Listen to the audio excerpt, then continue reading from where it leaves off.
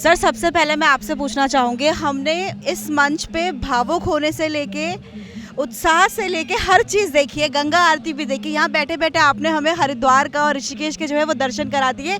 कैसा अभी आप फील कर रहे हैं?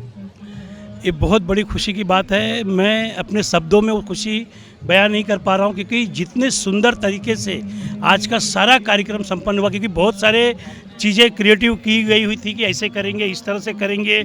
और ऊपर से हमारी जो नई महिला अध्यक्ष है एकता पारिक जी, उनके पास नए नए क्रिएटिव आइडिया भी है। तो उन्होंने बहुत सारी चीज़ें खुद से भी तैयार करके रखी थी, कुछ खुद हमारे पहले से तैयार थे, कुछ और करना था। तो इतनी सारी चीज़ें थी, तो ये हुआ कि कैसे पूरा होगा। लेकिन हर बार हम लोग 10 बजे तक थोड़ा फ्री हो जाते थे, लेकिन आज अभी देखो 11:30 बजने आया, लेकिन अभी भी फ्री नहीं हुए। लेकिन सब काम करने के बाद बहुत खुशी हुई है, अच्छा लगा, सब बच्चे भी खुश हैं। और ये 21 बेटियों का जो कन्यादान हुआ है, जो हमारा मुख्य उद्देश्य है, वो पूरा हुआ। सर एक चीज़ मैं और पूछना चाहती हूँ, बहुत क्यूरियोसिटी है मेरे को कि आपकी अपने ही परिवार का जो बेटा है उसकी भी शादी आपने कन्यादान अभियान में करी है, इसका क्या संदेश जो है आप देना चाहेंगे? मेरा भतीजा है और कन्यादान में शुरू से बचपन से काम भी किया है। और जब शादी करने की बारी आई तो ये हुआ कि कैसे करेंगे, क्या करेंगे, क्योंकि लड़की के भी माता पिता थे, उनके भी कुछ ख्वाहिशें थी, सब कुछ थे। तो उन्हें समझाया गया कि भाई देखो, हम एक समाज को संदेश दे रहे हैं कि फिजूल खर्ची मत करिए, दहेज प्रथा में मत जाइए, और हम अपने बेटे की शादी अगर धूमधाम से करेंगे और कहीं और करेंगे तो एक गलत मैसेज जाएगा। तो काफ़ी उन्हें बताया गया, तो उन्होंने मेरे शब्दों को, मेरे भाव को मान दिया, सम्मान दिया और तैयार हो गए कि हाँ चलो ठीक है, हम सामूहिक विवाह में ही करेंगे। ये एक बहुत बड़ा संदेश मैं देना चाहता हूँ अपने सभी कार्यकर्ताओं को, सभी देशवासियों को, सभी को देना चाहता हूँ कि अगर पैसे हैं तो खर्च करो, लेकिन उसकी पढ़ाई पे खर्च करो, बच्चे की पढ़ाई पे करो, उसके कैरियर पे खर्च करो।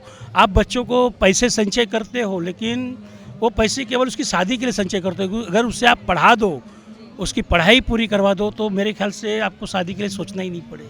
सर एक और मैंने यहाँ पे बहुत अनोखी जो पहल देखी है, यहाँ पे मातृशक्ति को जो है सम्मानित किया गया है मंच में, इसके पीछे की क्या सोच थी? ये सोच ऐसी है कि एकता जी का ये सोच था कि अगर कोई महिला अपने जीवन में संघर्ष करके अपने जीवन को यहाँ तक लेके आती है, एक सफल मुकाम पे लेके आती है, तो ऐसी महिलाओं को भी हमें सम्मानित करना चाहिए। तो उन्होंने ये बात रखी हमारे सामने।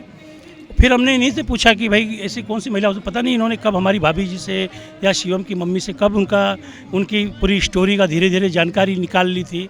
तो उनको ऐसा लगा उनके मन में कि नहीं, ये होना चाहिए, ये ऐसा करेंगे, पहले हम अपने यहाँ से ही शुरू करते हैं। कि ये बहुत बड़ा संघर्ष किया है उन्होंने इन बच्चों को बड़ा करने में, पालन पोषण में। उनकी 7 बेटियां थी, उनके पालन पोषण में बहुत बड़ा उनका सेक्रीफाइस किया है उन्होंने। तो उसके लिए उनका सम्मान बनता था, और ये सम्मान अब हम हर कन्यादान कार्यक्रम में ऐसी एक महिला को ढूंढेंगे जो अपने जीवन में संघर्ष करके अपने आप को आगे लाती हैं। ऐसे लोगों को हम समाज में लाना चाहते हैं। सर आखिरी में, क्योंकि पिछली बार हमें याद है जब हम कन्यादान सामूहिक विवाह बोरीवली में हुआ था, तो आपने कहा था कि बहुत जल्द हम दोबारा करने वाले हैं। तो मैं आपसे पूछना चाहूँगी अभी आगे की डेट जो है अगर आप बताएं तो। बहुत जल्द, वो भी बहुत जल्द होगा। आने वाले 12 दिसंबर को हम फिर से बोरीवली में करने जा रहे हैं 51 बेटियों का शादी।